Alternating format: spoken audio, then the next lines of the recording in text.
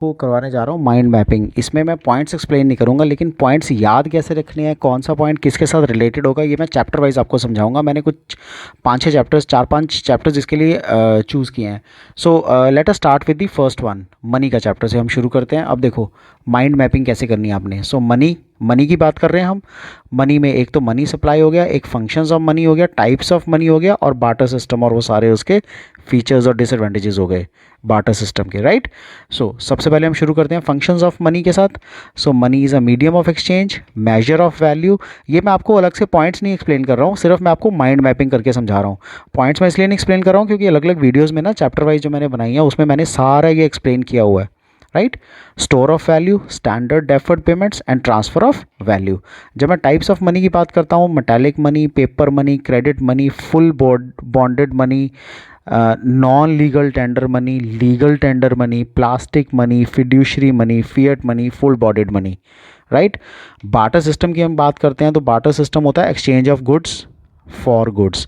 सो हम इसको C for C भी बोलते हैं, commodity for commodity. So barter system में क्या होता है, ड्रॉबैक्स। उसके ड्रॉबैक्स क्या है बार्टर सिस्टम के? Absence of common unit measure of value, right. यही मनी के एडवांटेजेस भी थे, measure of value. So change in value for future payments हो जाता है तो दिक्कत होती है। Difficulty in storing value, problem of shifting from one place to another, then indivisibility of goods. अगर आप गुड्स के बदले गुड्स लोगे, फॉर एग्जांपल एक शर्ट के बदले एक शर्ट ले लिया आपने, लेकिन शर्ट को फाड़ोगे कैसे, दो में कैसे डिवाइड करोगे? सो इनडिविजिबिलिटी है। डबल कोइंसिडेंस ऑफ वांट्स, जो चीज़ आप बेच रहे हो वो सामने वाले को जो चाहिए वही हो, और जो सामने वाला बेच रहा है वो आपको चाहिए होनी ज़रूरी है, right. Then is money supply. Money supply में क्या होता है? Money supply is M1, M2, M3 and M4, right. बस प्राइमरीली आपने ये चार चीज़ें याद करनी है। फर्स्ट मैं आपको फिर से समझा देता हूँ एक बार। First barter system, second functions of money, third types of money and fourth money supply. Chapter ख़त्म। ओके। सो इस तरह से अगर आप इसको याद करोगे ना सारे चैप्टर्स को, तो आपको आसानी से याद हो जाएगा। अब देखो ये है government, no banking. So banking के चैप्टर में आपने कैसे पढ़ना है, ये बैंकिंग है ना। सो बैंकिंग के एस्पेक्ट्स क्या हैं? या तो सेंट्रल बैंक है या कमर्शियल बैंक्स हैं, यही दो एस्पेक्ट्स हैं। सो बैंकिंग में आपने क्या पढ़ना है? या तो कमर्शियल बैंक के बारे में या सेंट्रल बैंक के बारे में। अब जब हम कमर्शियल बैंक्स के बारे में पढ़ते हैं तो क्या पढ़ेंगे कमर्शियल बैंक्स के बारे में? देखो commercial banks, credit creation, money multiplier पढ़ेंगे हम, राइट। उसके फंक्शंस पढ़ेंगे, प्राइमरी फंक्शंस, सेकेंडरी फंक्शंस पढ़ेंगे, और उसके एजेंसी फंक्शंस पढ़ेंगे। That's it. कमर्शियल बैंक्स खत्म हो जाएगा। अब देखो सबसे पहले हम कमर्शियल बैंक्स ही चलो रीड कर लेते हैं। सो कमर्शियल बैंक्स में क्रेडिट क्रिएशन, मनी मल्टीप्लायर आता है, जिसमें सपोज 10% LRR और ये सब यूज़ करके, इनिशियल डिपॉजिट यूज़ करके 1/LRR इंटू 100, तो उससे आपका क्रेडिट क्रिएट हो जाता है। क्रेडिट क्रिएशन के बाद कमर्शियल बैंक्स के फंक्शंस आ जाएंगे। प्राइमरी फंक्शंस क्या है? लोन्स देना, कैश क्रेडिट या डिमांड लोन या शॉर्ट टर्म लोन, किसी भी तरह के लोन्स हो सकते हैं। प्राइमरी फंक्शंस क्या है? एक्सेप्टिंग डिपॉजिट्स, करंट डिपॉजिट हो सकते हैं, फिक्स डिपॉजिट हो सकते हैं, या सेविंग डिपॉजिट्स हो सकते हैं, राइट। देन सेकेंडरी फंक्शंस में क्या आएगा? ओवरड्राफ्ट फैसिलिटी देता है, discounting of bills of exchange होता है, जनरल यूटिलिटी फंक्शन होता है जो आपको लॉकर फैसिलिटी मिल गई, लेटर ऑफ क्रेडिट मिल गया, ट्रैवलर्स चेक मिल गया, right. Underwriting of securities हो गया, कलेक्शन ऑफ स्टैटिस्टिक्स हो गया। ये जनरल यूटिलिटी फंक्शंस हैं। Then secondary functions are further divided into agency functions. Agency functions क्या है? कोई लेटर ऑफ रेफरेंस देना है, ट्रस्टी और एग्जीक्यूटर की डीड सेटलमेंट करनी है, इनकम टैक्स कंसल्टेंसी करनी है, हैंडलिंग सिक्योरिटीज़ करना है, handling foreign exchange, collection of payment and transfer of funds. So ये सब एजेंसी फंक्शन का पार्ट है। आपने ये कमर्शियल बैंक के अगर आपने ये वाला पोर्शन कर लिया, सो विच मीन्स क्या क्या पढ़ा आपने? Primary functions, money creation and secondary functions का फर्दर आपने क्या पढ़ा? Agency functions 1, 2 is general utility, discounting of bills, overdraft, that's it. So आपका कमर्शियल बैंक्स ओवर हो गया। Coming back to the left side which is central bank में क्या क्या आता है? सो सेंट्रल बैंक के फीचर्स आते हैं। करेंसी की अथॉरिटी उनके पास होती है। It is banker to the government. Banker to the government का मतलब क्या है? कि वो कैश रखता है अपने पास, रिसीट्स एंड पेमेंट गवर्नमेंट के लिए काम करता है, लोन्स एंड एडवांसेस देता है गवर्नमेंट को, currency and coins other than 1 रुपये के नोट वो रखता है अपने पास, right. Central bank banker and supervisor का मतलब क्या है? वो कस्टोडियन ऑफ कैश रिजर्व्स है।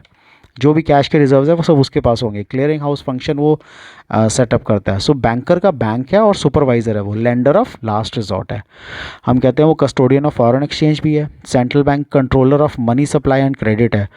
Repo rate, reverse repo rate, bank rate, open market operations, reserve ratio, margin requirements, moral suasion and selective credit control के थ्रू, यानी कि quantitative and qualitative factors के थ्रू वो कंट्रोल रखता है पूरी की पूरी इकोनॉमी पे। सो ये सेंट्रल बैंक खत्म हो गया। सो सेंट्रल बैंक में प्राइमरीली हमने क्या क्या पढ़ा? अगर हमने कमर्शियल बैंक्स में वो 3-4 चीज़ें पढ़ी थी, सेंट्रल बैंक में हमने क्या पढ़ा? उसके फंक्शंस पढ़े हैं, और फंक्शंस के आगे वो कैसे कैसे क्वालिटी कंट्रोल, क्वांटिटी कंट्रोल के थ्रू या क्वालिटेटिव या क्वांटिटेटिव कंट्रोल के थ्रू वो अपना राइट मेंटेन रखता है। Next is balance of payments. So balance of payments में क्या क्या है देखते हैं। बैलेंस ऑफ पेमेंट्स में सबसे पहले बैलेंस ऑफ ट्रेड आता है, राइट। बैलेंस ऑफ ट्रेड हम किसको बोलते हैं? Export of goods minus import of goods. So या तो डेफिसिट होगा या सरप्लस होगा। सरप्लस बैलेंस ऑफ ट्रेड क्या होता है? जब एक्सपोर्ट ऑफ गुड्स ज़्यादा होते हैं, प्लस में होता है, और इंपोर्ट ऑफ गुड्स कम होते हैं, right. Then is deficit balance of trade. उसके बाद आता है बैलेंस ऑफ पेमेंट्स का इकोनॉमिक ट्रांजेक्शन्स। इकोनॉमिक ट्रांजेक्शन्स होती हैं visible items, right, all types of physical good जिसको आप टच कर सकते हो। Then unilateral transfers, one sided transfers without any consideration, one way transactions को यूनिलेटरल ट्रांसफर्स बोलते हैं। And then is invisible. Invisible क्या होता है? इनविजिबल होता है समथिंग जिसको आप टच नहीं कर सकते, सो हम कहते हैं इनटेंजिबल, राइट। ऑल सर्विसेज, ये सब उसका पार्ट है। Then is capital transfers. Capital transfers क्या होते हैं? कैपिटल ट्रांसफर्स होते हैं जो हम बोरिंग्स करते हैं फॉर सेल और सेल ऑफ सिक्योरिटीज़ करते हैं, वो हम कैपिटल ट्रांसफर्स का पार्ट मानते हैं। सो बैलेंस ऑफ पेमेंट्स में components of balance of payments क्या क्या आता है? Export and import of goods होता है, export and import of services. So एक तो गुड्स हो गया, एक सर्विसेज हो गया। यूनिलेटरल ट्रांसफर्स आ गया। Income receipts and payments to and from abroad, जो पेमेंट्स अब्रॉड जा रही हैं या वहाँ से आ रही हैं, ये सब कंपोनेंट्स होते हैं बैलेंस ऑफ पेमेंट्स के। अब बैलेंस ऑफ पेमेंट्स में करंट अकाउंट आता है, कैपिटल अकाउंट आता है, right. Then there is structure of balance of payments. So structure क्या है? Credit side, debit side. Balanced होगा या तो बैलेंस ऑफ पेमेंट, या सरप्लस होगा या बैलेंस ऑफ पेमेंट डेफिसिट होगा। सो सरप्लस या डेफिसिट दोनों को हम डिसइक्विलिब्रियम बोलते हैं। Disequilibrium balance of payments position. That's it. So this finishes the balance of payments वाला चैप्टर भी, mind mapping, right. Government budget. अब देखो गवर्नमेंट बजट थोड़ा सा बड़ा चैप्टर है, बट माइंड मैपिंग करके हम इसको कितना आसानी से अंडरस्टैंड कर सकते हैं। गवर्नमेंट बजट में क्या होता है? ऑब्जेक्टिव सेट करते हैं हम। तो ऑब्जेक्टिव्स क्या क्या है? Economic stability, relocation of resources, management of public sector enterprises, reduction of inequalities of income. Then is components of budget. Budget के कंपोनेंट्स क्या हैं? रेवेन्यू बजट, कैपिटल बजट, दो ही कंपोनेंट्स होते हैं। अब जब रेवेन्यू बजट की बात करते हैं तो revenue expenditure, revenue receipts. Capital budget की बात करते हैं, capital receipts, capital expenditure, right. So government budget में आता क्या क्या है? Budgetary receipts. बजट रिसीट्स क्या होती हैं? रेवेन्यू एंड कैपिटल दोनों रिसीट्स बजटरी रिसीट्स हैं। अब जब रेवेन्यू रिसीट्स की बात करते हैं मतलब रेकरिंग इन नेचर। सो एक टैक्सेशन, एक non tax. So tax and non tax दो तरह के रेवेन्यूज़ होते हैं। टैक्सेशन रेवेन्यू में इनडायरेक्ट टैक्सेस या डायरेक्ट टैक्सेस दोनों आते हैं। नॉन टैक्स रेवेन्यू में इंटरेस्ट आता है जो गवर्नमेंट का कहीं पैसा इन्वॉल्व है या गवर्नमेंट ने लोन दिया हुआ है। प्रॉफिट्स आता है जिन कंपनीज को गवर्नमेंट चलाती है, कोई फीस है या लाइसेंस फीस है, फाइन्स एंड पेनल्टीज आती हैं। एस्चीट आता है। एस्चीट होता है जब डेथ हो जाती है किसी की तो उसका लीगल हेयर कोई नहीं होता। Special assessment, forfeitures, gifts and grants. So मैंने अपनी वीडियो में ये अच्छी तरह एक्सप्लेन किया हुआ है, special assessment, four feature and gifts and grants. उसको वहाँ पे अच्छी तरह देख लो। स्पेशल असेसमेंट का मतलब है आपकी कहीं पीस ऑफ लैंड है लेकिन गवर्नमेंट ने एयरपोर्ट बनाया या कुछ भी रेलवे लाइन वहाँ से क्रॉस की है या बस स्टैंड बनाया, उसके कारण आपकी पीस ऑफ लैंड बढ़ गई है, तो गवर्नमेंट आपसे कुछ पैसा चार्ज करती है, एक्स्ट्रा स्पेशल असेसमेंट करवाती है, right. Then it is types of budget. Types of budget में क्या आएगा? सरप्लस बजट और डेफिसिट बजट या बैलेंस्ड बजट। सरप्लस बजट मतलब जब रेवेन्यू ज़्यादा है, एक्सपेंडिचर कम है। डेफिसिट बजट मतलब रेवेन्यू डेफिसिट है, यानी कि एक्सपेंडिचर ज़्यादा है और रेवेन्यू डेफिसिट है,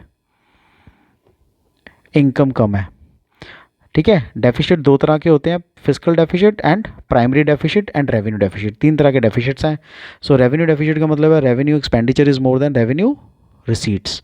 फिस्कल डेफिसिट का मतलब है total expenditure is more than total receipts, borings को छोड़ के, एक्सक्लूडिंग दी बोरिंग्स। प्राइमरी डेफिसिट का मतलब है fiscal deficit minus interest payments. Types of budget, it is balanced, so revenue minus expenditure. Okay, so government budget में expenditure में क्या क्या आता है? Developmental expenditure, non developmental expenditure, planned expenditure, non planned expenditure.